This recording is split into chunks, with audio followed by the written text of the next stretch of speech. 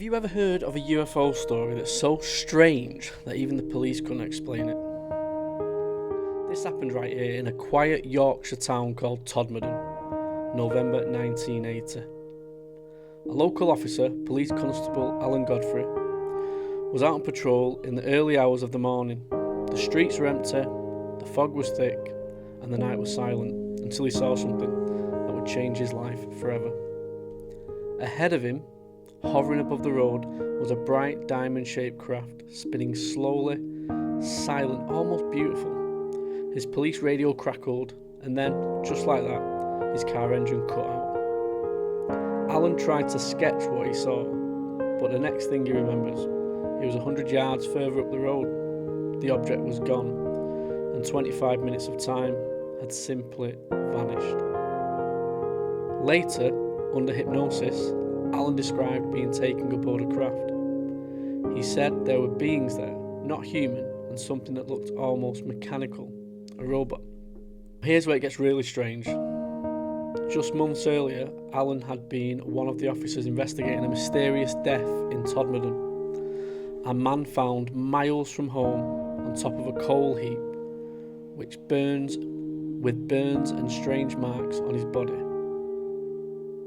Some people say the two cases are connected. Others say Alan just imagined it all. But even decades later, he still stands by his story. Tonight, we're diving into one of the most fascinating UFO encounters in British history, the Todmorden incident. Let's see what really happened to Alan Godfrey.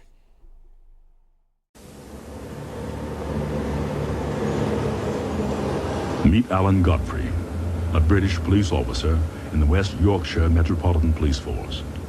Alan, born and raised in this working-class neighbourhood near the moors, is married and the father of 2 children. He has been commended twice for his investigative work in cases of sudden and mysterious deaths. Alan is proud to be a policeman and proud of his accomplishments. His story began 14 years ago, when Alan was looking for 3 men suspected of brutally assaulting someone the night before. Headquarters, this is PC Godfrey. I've located the 3 suspects outside a pub. It's called the Carpenter Arms. I'm going to take them into custody. Send backup.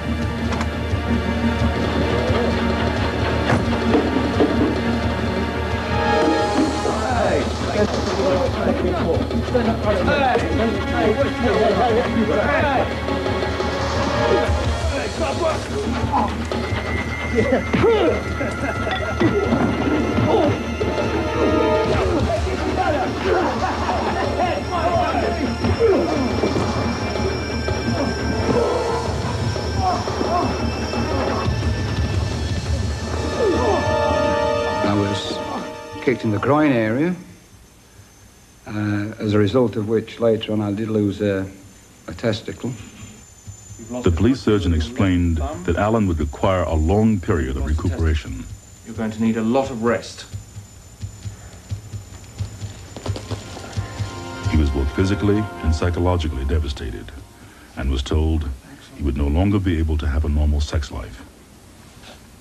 I was also told I'm definitely been sterile for the rest of my life. I would not be able to father children again. Alan finally returned to active duty. 3 years later, he was called to the scene of a mysterious death.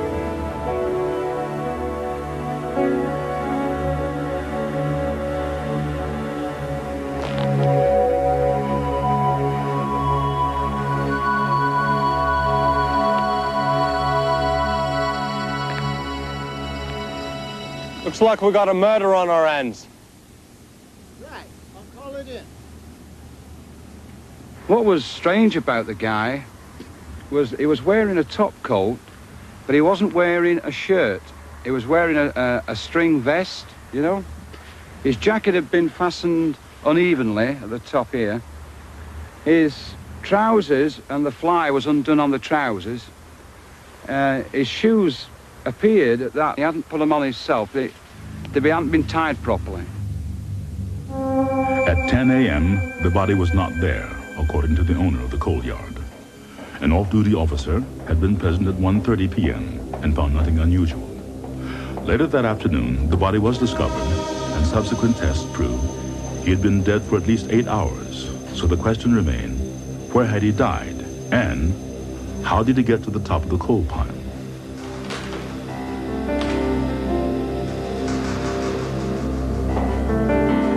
Say this guy died of shock. Where the hell are these burn marks from? There was a strange substance on the back of the dead man's neck, which the forensic pathologist proceeded to analyze. The guy, although he died of a heart attack, the heart attack had been brought on by something that really, really terrified him.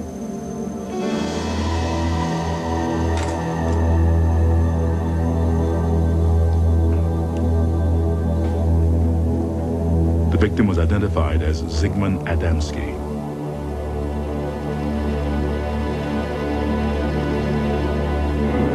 The coroner wanted the police to ascertain why this guy had turned up some 30 or 40 miles from his home, where he'd been for 6 days, where the burn marks had come from. More importantly, what was the substance that had been applied to the guy's wound at the back of the neck, because the substance could not be identified as anything known on Earth. The police were further baffled. There were no footprints leading to where the body was found. This is really important to remember this.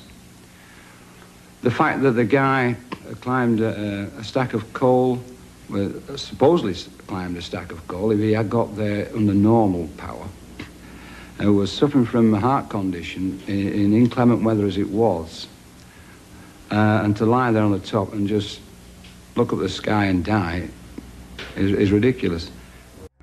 But it wasn't just Alan Godfrey's supposed abduction that intrigued ufologists. The investigators also discovered a connection to another unsolved local mystery, one they believed could have extraterrestrial origins. 6 months before his UFO sighting, Alan Godfrey and colleague Malcolm Agley had received a call about a body found at a local coal yard. I received a radio message that found a body at Todmorden railway station, so I attended with PC Alan Godfrey. Well, sort of instinctively tells you there's something not right. You know, you come across dead bodies all the time, it sounds like, but you do. And it was lying on his back, just staring up into the sky. There's no disturbance of the coal, you know, to say how he got there. You just can't explain it at all. And it was being treated as a crime scene. I think everybody at that stage thought it was a crime. That's how obvious it was. Why would a man climb a stack of coal, lie down on his back on top and die? The body was that of a Polish emigre named Zigmund Adamski, a former miner who'd moved to the UK after the Second World War and had settled in Wakefield, 20 miles from where he was found. To me, I don't think he died there. I think he'd been put there. It looked to me as if he had anyway. The evidence was inconclusive. You'd expect if somebody had been lying on the belly or climbed up the coal, it'd be covered in coal dust. It'd been raining, it'd stick to him like glue. There was no visual coal on him, on the front of him, anywhere. Either on his face or anything. And he had these black marks that transpired to be burn marks round the back of the head, and there was one at the nape of the neck here, like an open wound, like a blistering wound, and it had had an ointment applied to it. We just thought it was strange, you know, that he had these injuries and this sort of green ointment, which looked nothing I've seen before at all, you know. It just seemed strange and a bit unnatural, really. Zigmund Adamski had gone missing after a shopping trip. There was no suggestion that he'd planned to disappear, and he was known as a loving family man with no obvious enemies. The autopsy confirmed that Adamski had died of a heart attack. Coroner James Turnbull was mystified, not least by the strange substance found on Adamski's burns. We had the substance analysed, and the toxicologists and the scientists couldn't come up with any answers to what it was. And we came up against a blank at every line of investigation. This was one of the most puzzling cases that I've come across in 25 years.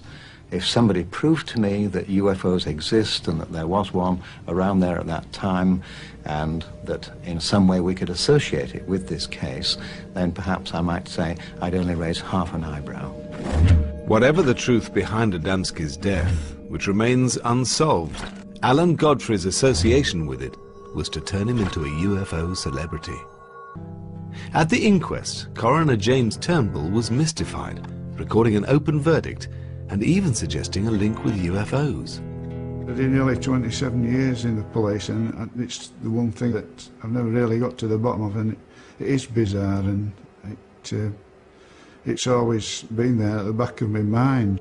There's just no explanation for it at all.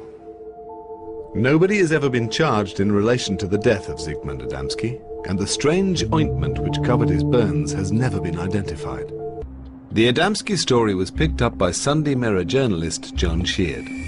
Although more used to covering Northern Ireland and the trial of the Yorkshire Ripper, he recognised the opportunity for an exclusive. I sat down and tried to write it as straight as I could. I didn't want it to sound over-sensational, because it was already a very sensational story. What I didn't know was that when it hit the streets that Sunday, as the front page lead, was the incredible reaction that would happen. I'm talking about literally thousands of letters, hundreds of phone calls. I began to realise that this was a story that, even though I was still a bit iffy about it, had gripped millions of people throughout the world.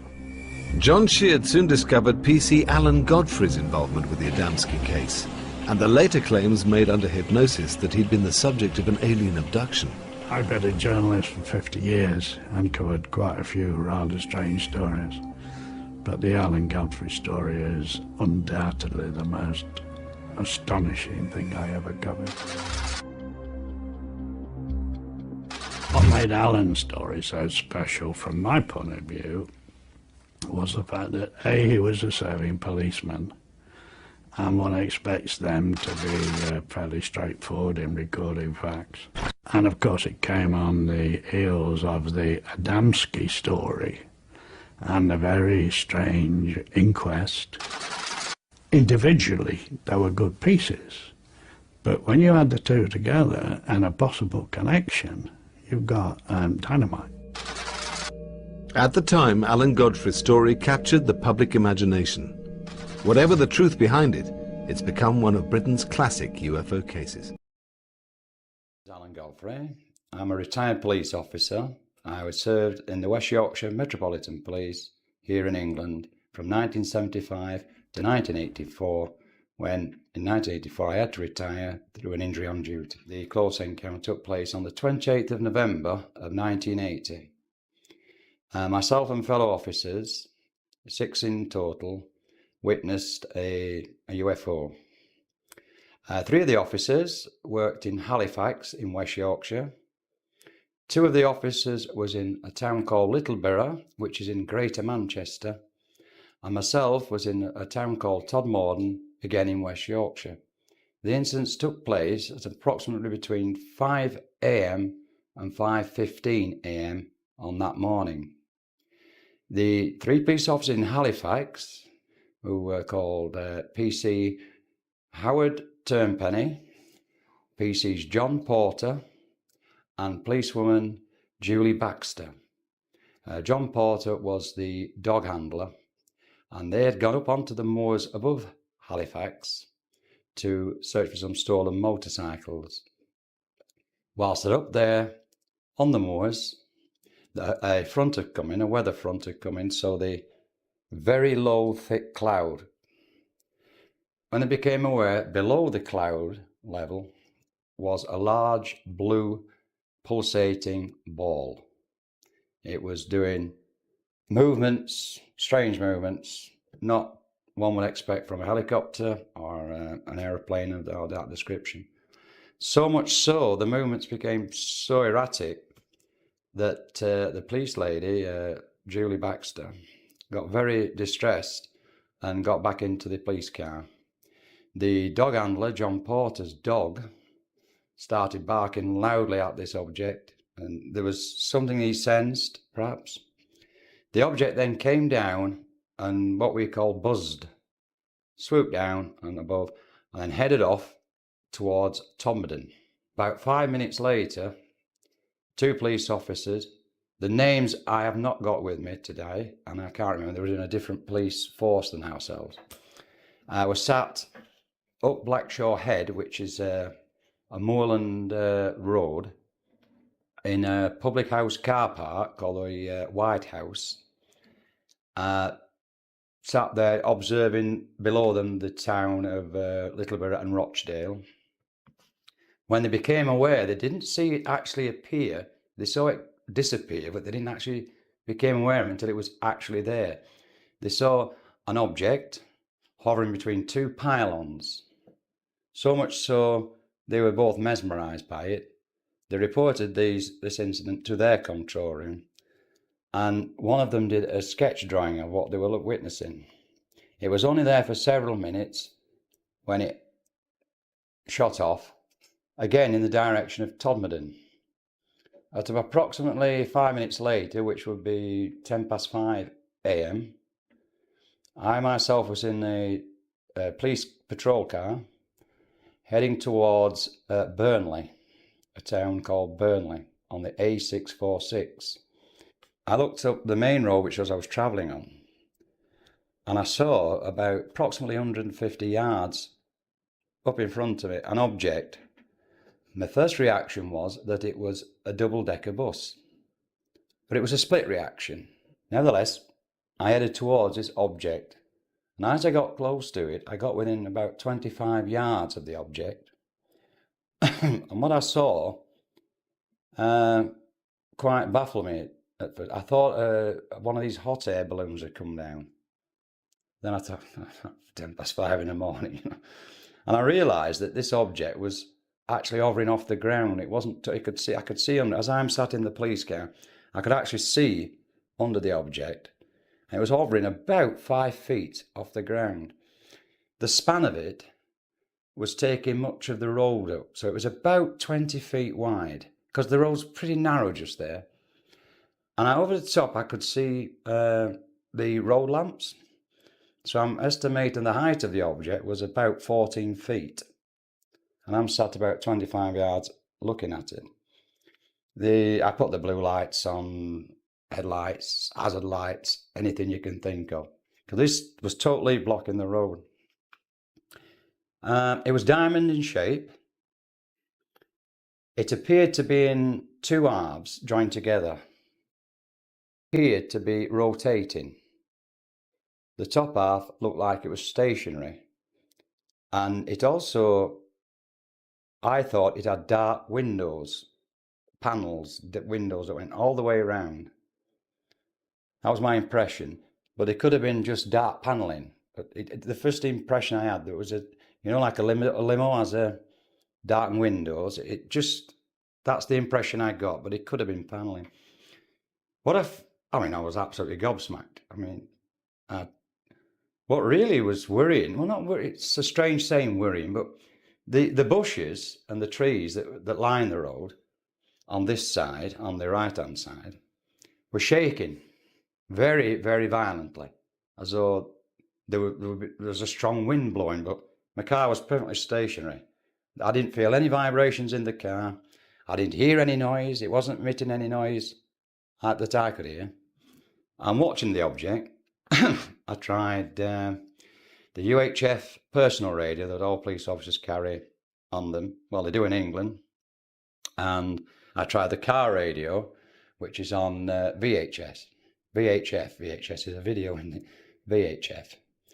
And none of the frequencies I could get through to our control room. And when I was deciding what to do about it, I thought I picked me, we carry a pad, a clipboard with all this documents, you know, to issue tickets and all this sort of stuff. And I decided to draw it. While I remember starting to draw it, I can't remember ever finishing the drawing, because at that time there was a large, bright, terribly bright, as though 1,000 photographers had all taken a photograph at the same time, and it was just pure brilliance. And you know that thing you get when you've had your photograph taken, you get that blackness. Well, when that blackness had gone, which only a matter of seconds, I was about 40, 50 yards further up the road, actually driving the police car. And if my memory serves me right, the blue light wasn't flashing, the hazard lights weren't flashing, and I didn't have my headlights on, although I was on dipped. I turned the car around, I went back to where this object had been, because it had gone. And on the floor of the road surface, and it had been raining all night. I mentioned the weather front earlier on, but it had stopped perhaps an hour earlier. But the road surface was wet through, but not where this object had been. There was a whirlpool dry surface. There was branches, and when I say branches, I don't mean massive branches. I'm talking, you know, twig type, between a twig and a branch. What I did find interesting about, well, it wasn't interesting, but what I did realise, when this flash had happened, I've timed it, or we timed it, that I'd left the police station at 5 AM. We're all agreed on that. I took a colleague down to the town centre, which is, again, is about 400 or 500 yards that way from the police station. I dropped him off. I had a very low conversation with him about he was going to check the shops in the town centre, and then turned the car around, drove back past the police station. Another 500 yards up the road, I come across this object. Perhaps there 2, maybe minute 2. I mean, a minute is a long time when you don't know what's going to happen to you, believe you me. So maybe 2 minutes, but we'll stretch it to 5, shall we? So now we're about 5 past 10 past 5. There's a flash. I've turned the car around. I've had a quick look, maybe another 5 minutes. Gone home but when I went to the police station, it was 10 to 6. That's why my colleague, who I'd only just dropped off, had done his patrol and was heading back because we'd all finished at 6 o'clock, and he was heading back to the police station when I called him. There was definitely a large chunk of my life missing, you know? Do you recall anything from that interval? No, it was 20 years ago. Even then didn't even think about a UFO extraterrestrial, anything like that. It was just what I was more concerned with, and believe this or not, that thing was blocking the road. It wasn't what it was, or where it had come from. The fact that it was blocking the road. That was my chief concern. I know it sounds silly now, but that's how I took the actual sighting. I didn't go, wow, this is a flying saucer, or wow, this is from somewhere from Star Trek or something. No, what the hell's this doing blocking the road? That was more important, because it's total nothing like an aircraft. You see, aircraft fly, don't they? Unless you're a jump jet. Now, this thing was actually hovering, and it was moving. And I suppose it comes in the classic UFO, unidentified flying object status, you know. But as time went on, and I became aware of the other police officers' sightings, it was a great relief to me. You can't imagine what a great relief that was to me, because you can understand, being a policeman, and my colleagues' reactions within that small knit community that we have. But when I found out about the 3 police officers in Halifax, and then months and months later about the 2 police officers in Greater Manchester, what a relief. I'm not crazy. I did see it. I told you I'd seen this. You know, you said I hadn't seen it. I'd imagined it, but I told you I'd seen something. And then there was 2 witnesses, civilian witnesses. There was a gentleman, he was a caretaker at the time, And he was the caretaker of a local high school. Well, it was a grammar school in those days. And as he was walking across the schoolyard, which is on a hill, the road's down here, he saw an object come up, go to that side of the valley, move to that side of the valley, and did that all up the valley heading towards Burnley, which is the direction I was travelling. There was a format, believe this or believe it not, and I didn't know this, there was a format actually in our police station, how to report a UFO sighting to the Ministry of Defence. And you send it on teleprinters as we had in those days. So my report, together with the 3 police officers in Halifax, because we're the same division, same police force, our report went to the Ministry of Defence within 24 hours. Certainly 48 hours, but certainly when I came on duty that night, I had to do a statement. I presume the other police officers did theirs at the same time. I know they did do them because I spoke to them, and I will say, but certainly within 24, 48 hours, the Ministry of Defence in London received that report. And I do know that nearly 15, 18 years after the event, they deny ever receiving that report. Because a journalist who was writing a book, quite rightly wrote to the Ministry of Defence and asked if it would be possible to view the report of these police officers. It's been in the media, so it's not top secret. And the letter came back. He's published that letter in this book. I couldn't turn the name of the book off, Without Consent or something like it's called. And there, lo and behold, is the letter from the Ministry of Defence to this gentleman saying, although they've heard of Alan Godfrey's encounter and the police officer from West Yorkshire, blah, blah, blah, blah, we have no record of it. I was absolutely amazed at what happened after that. My life just turned upside down in an instant. From being a happy-go-lucky chap, within a space of 6 months, I would put through hell and I turned into one of the most horrible persons you could ever imagine you come across, purely through harassment, stress, victimization, you name it, I had it. It started very subtle, and it was things that more of an irritant than an annoyance, but it built up. And I can tell you, probably the best way of saying is to tell you 4 major things. But for every one major thing, there was 20 minor things. I suddenly arrived at my place of work, and I was told I was being transferred 20, 30 miles away, 50 miles away, Wakefield. I was settled in my home. I was married, had 3 children, and the middle one had just been in hospital for about 12, 16 weeks with Perth disease of his hip, and he was still in a wheelchair, and he would have been in, he's not now, but he was in a wheelchair at that time.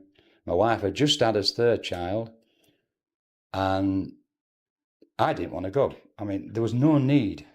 The second incident, I arrived back off holiday, and I found that I had been moved. That's from 9 o'clock that day, not to Wakefield, but to Halifax, which I could get to and still live in the same house, but it was very, very inconvenient. The fact was I hadn't got a car for a start off, and the shift pattern we work in the police will make it virtually impossible to get there for parade duty at 5:45 in the morning.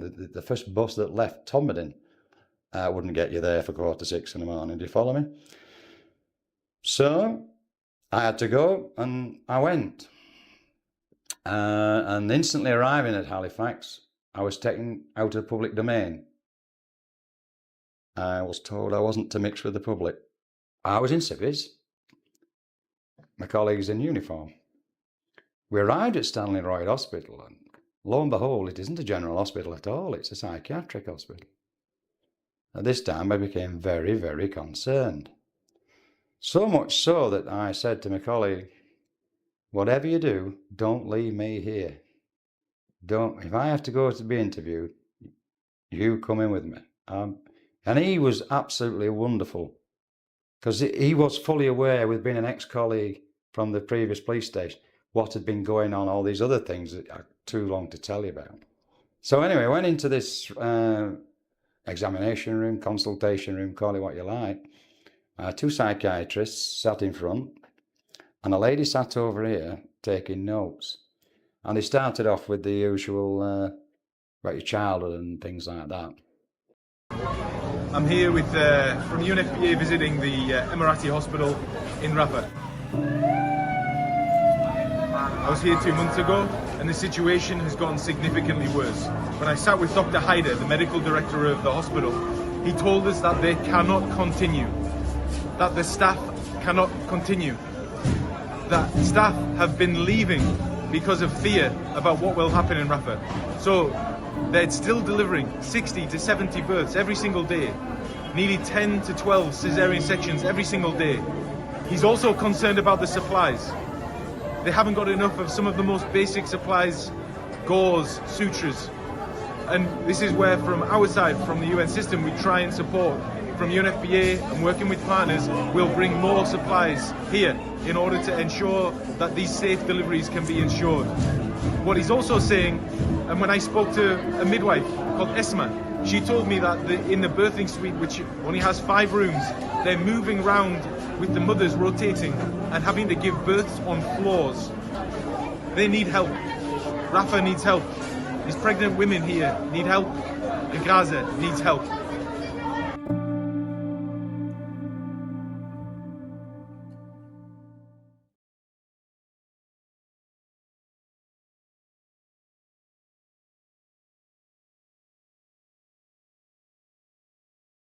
Stop pining after your weird mate. Hey, I am not pining after my weird mate.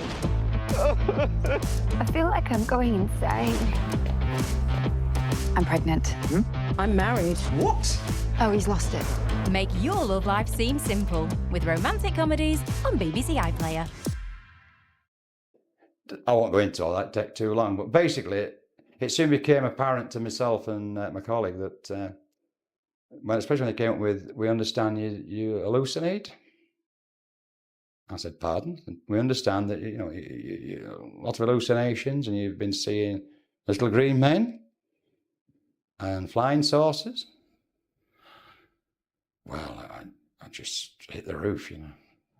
And my colleague just, whoa, whoa, whoa, he says, whoa, whoa, whoa, whoa. Let me tell you something. I've seen one, and so have a lot of Alan's colleagues in Todmorden.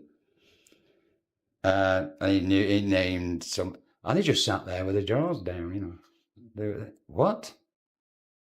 And I said, what's all this about? You know, this has gone on for an hour now. What's all this about? I thought I'd come here for a physical medical examination on this unit. And I told him what the injury was, because it was down in these regions. I said, no, I'm not injured up here. I said, this incident that you happened 2 years ago, nearly. 2 years ago, I told him the story then, very quickly. I said, it happened 2 years ago. I was working yesterday. I've got my own office in the cells. What's all? You're working? I said, of course I'm working. I might be in civ, it's my day off. Well, we was told to check out your psychiatric stability, because they feel that you know, you're not quite, whoa. I said, well, let me tell this. I just leant across to that. I said, let me tell you something. When you are going home tonight and you're in your car, and if you come across an object like I come across, what are you going to do about it then? I suppose you're going to ring the police up. I said, well, I was the policeman, and there's nobody I could back up, and when I wanted to back up, this is what's happening. And she knew I'd been transferred. And she says, Alan, what's all this about? What's that? You know, about you being barred from police station. Pardon? She said, they're talking about it now. You call it. So I called them over, you know, or I wandered over to them, and I knew him because I'd worked with him for years. And I said, whoa, what's happened? They thought I knew. And I said, no, what's that gone on? And he said, well, this afternoon, between the 6-2 shift finishing and the 2-10 shift starting, he got all the officers on parade together, the 2 shifts together. And the order was going to be read out at the night parade as well. And the order was that PC Alan Godfrey had been barred from entering Todmorden Police Station. He's not to be allowed in unless it's on official duty, and when he is in here, he's to be escorted everywhere he goes.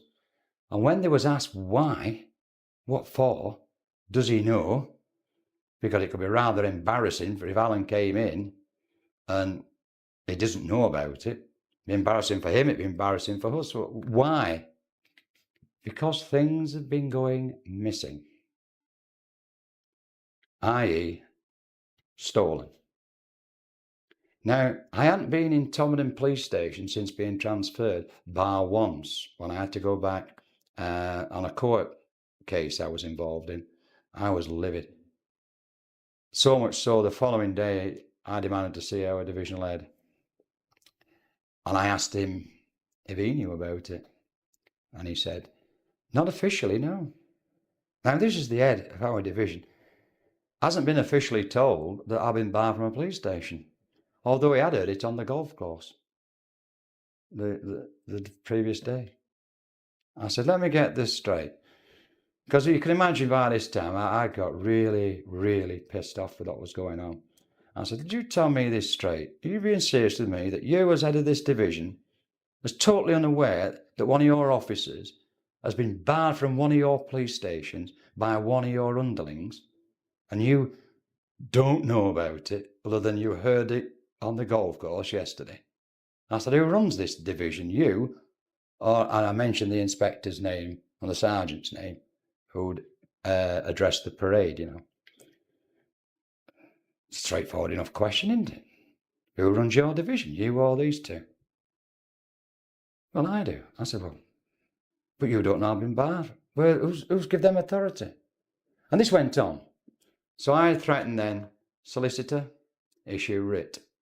I'm now giving you notice that I'm fighting back, that the worm has turned.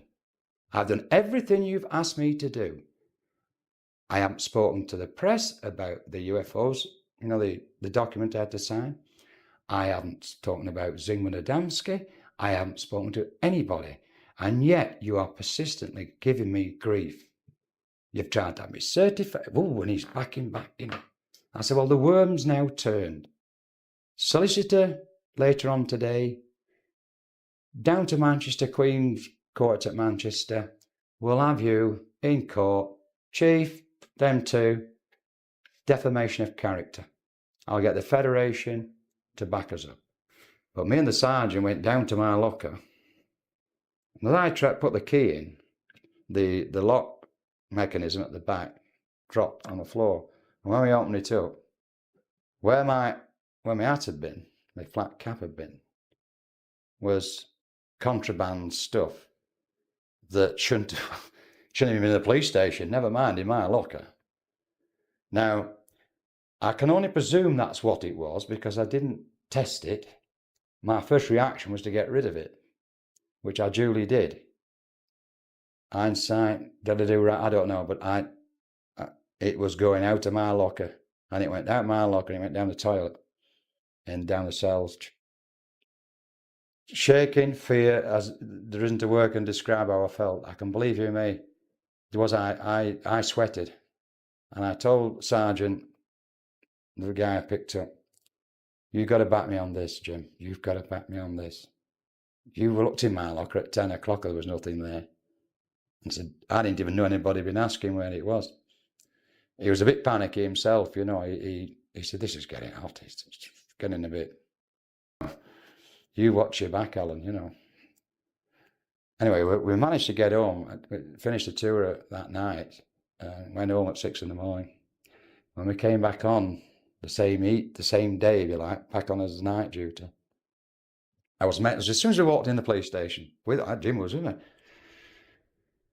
PC Godfrey, I was called to one side. It was our internal affairs, DI and a DS. Want to look in your locker? Well, I said, what for? Never mind what for. Want to look in your locker? We want you present there. You can have another officer present with you if you like. And I said, you coming with me, Jim? So we went down there.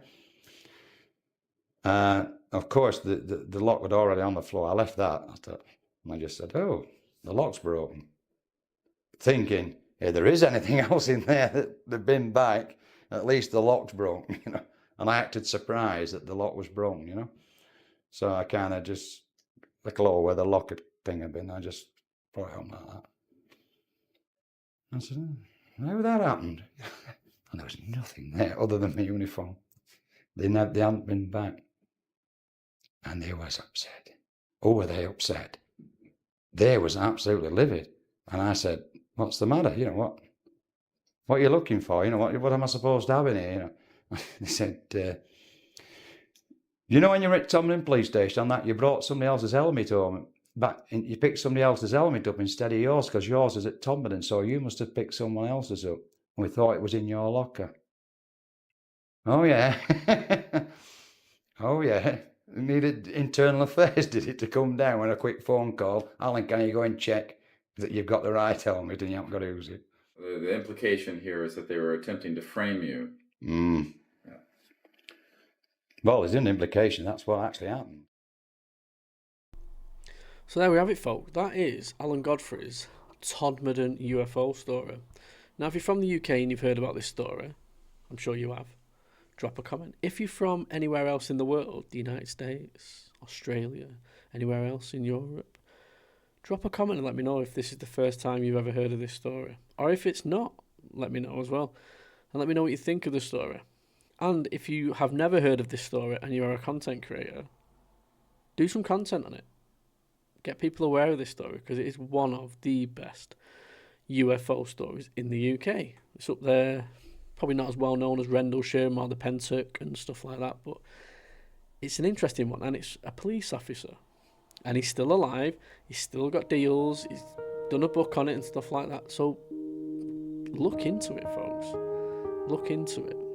I'll be doing more videos like this, more UK-based ones, because you'll be surprised how many people around the world have no idea that UFOs actually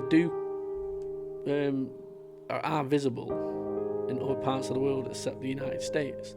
They're always saying it's always in the United States. It's not always in the United States. It's just that you're in the right places. If you think it's just in the United States, you know about Roswell and you think you know everything. So yeah. So please drop a like. Please drop a comment, as always. And if you want to subscribe, please do.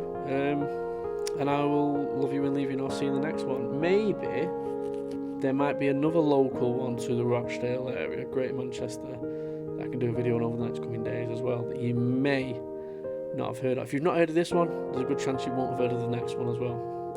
So I'm going to love you and leave you. Good night.